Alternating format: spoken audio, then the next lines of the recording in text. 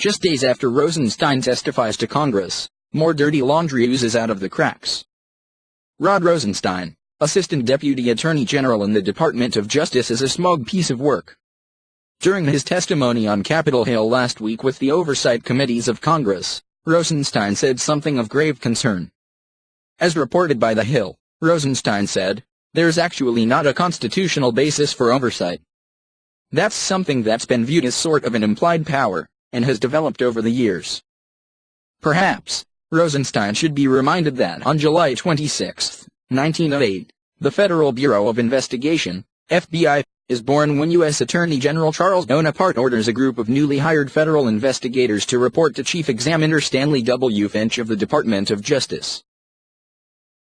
The history continues. 1 year later, the Office of the Chief Examiner was renamed the Bureau of Investigation, and in 1935 it became the Federal Bureau of Investigation.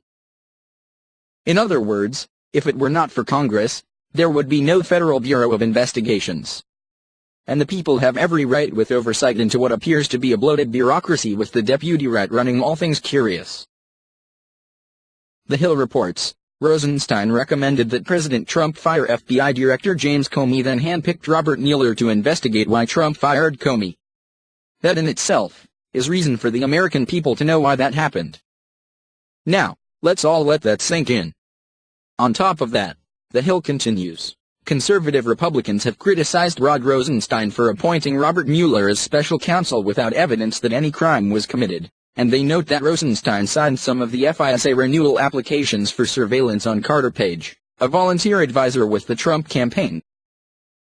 Furthermore, Republicans want to see those FISA applications, which reportedly used opposition research, paid for by the DNC in the Hillary Clinton campaign, as the basis for surveilling Carter Page. So why is Rosenstein stonewalling? The Congress has every right to see every document they seek.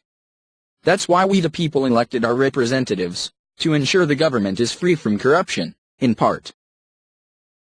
The Hill reports, Rosenstein is in the position to decide whether to pursue criminal charges against the man who provided the anti-Trump PAPA research used for the wiretaps that Rosenstein approved, Christopher Steele. But implicating Steele, an FBI source, could call into question the actions of Rosenstein himself and his colleagues.